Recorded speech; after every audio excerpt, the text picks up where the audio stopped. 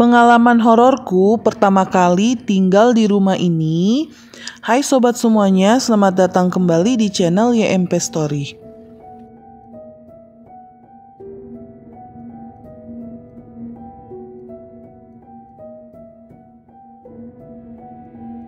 Jadi rumah ini dibangun di tahun 2014. Jarak rumah dengan jalan raya besar itu sekitar 1 kilometer. Pada 1 minggu pertama setelah rumah ini dibangun, aku, mamaku, dan adikku tinggal di sini.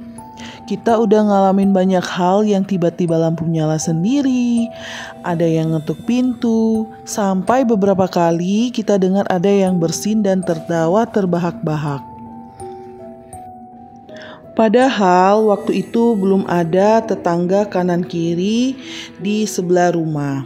Nah, kalian lihat dapur aku ini kan gak nyatu dalam rumah. Jadi dapur rumah ini emang didesain biar banyak angin. Jadi dindingnya apa adanya, gak full gitu, kayak terbuka. Aku pernah ngalamin sesuatu yang tidak pernah aku harapkan sama sekali. Kejadian itu pas tengah malam. Jadi aku nggak sadar kalau tengah malam itu pas di malam Jumat. Kejadian itu pas aku cegukan ya, dan kecegukan itu nggak mau berhenti sama sekali. Akhirnya aku memutuskan untuk keluar, buka pintu, mau ngambil air minum di meja makan luar.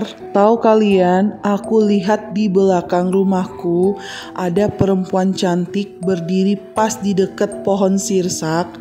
Karena waktu pertama kali tinggal di sini tuh ada pohon sirsak besar dan lumayan rimbun, tapi kayak bayangan gitu, dan aku perhatiin ternyata adalah sundel bolong. Sumpah demi Tuhan, pertama kali dalam hidup aku melihat sundel bolong asli, emang bolong, terus kayak kelihatan isi perutnya kayak busuk gitu. Tapi anehnya aku gak bisa lari, kayak badan aku tuh ditahan di tempat. Udah gitu aku merinding luar biasa. Semua pada tidur, untung aku gak kerasukan ya. Dari situ aku gak pernah berani mau keluar malam-malam. Mau ambil air atau keperluan apapun, aku gak akan mau keluar lagi. Tahu kalian, besoknya pas bangun pagi badan aku jadi sakit semua, dan ada beberapa lebam memar agak kebiruan gitu di pundak dan bagian paha aku. Entah sosok makhluk halus itu penunggu atau sekedar mau menampakkan dirinya aja.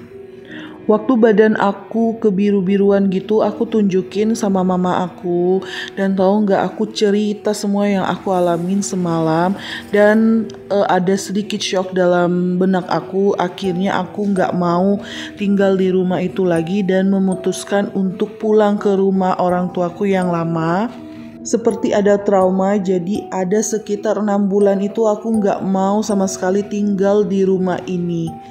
Setelah beberapa bulan kemudian, trauma aku udah hilang dan aku balik lagi untuk tinggal di rumah ini. Dan rumah ini sebenarnya cukup menyenangkan. Kenapa? Aku nyaman aja tinggal di sini pada siang hari, tapi entah kenapa kalau malamnya itu aku kayak rasa trauma, ada aura-aura yang gak nyaman begitu. Dan ada kejadian aneh lagi yang aku alami dan keluarga aku alami di rumah ini.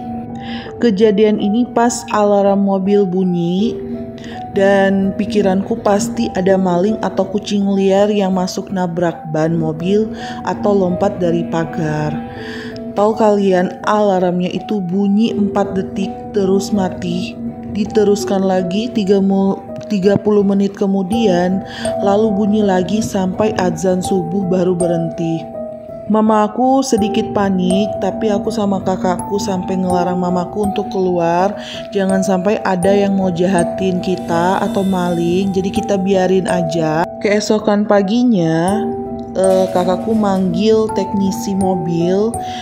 Pas diperiksa nggak ada koslet atau kerusakan apapun. Tahu kalian, ternyata tanteku, adik dari bapakku, meninggal.